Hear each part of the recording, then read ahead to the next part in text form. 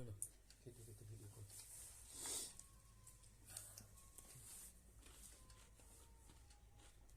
চার মুড়ি আগে সে আমরা বিরিয়ানি খেতাম বলো, ওই বাড়িতে কত দেখাতাম, বসে স্ট্যান্ডে বসে দিতাম, দিয়ে খাওয়া হতো। অফিস থেকে আসার সময় নিয়ে এসেছে ডিম রাখাচ্ছি, ওখান থেকে আসে তো ডিম নিয়ে দুটো,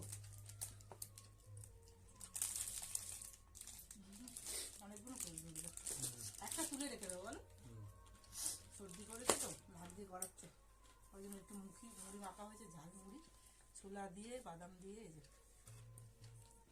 হেভি লাগে খেতে বলো।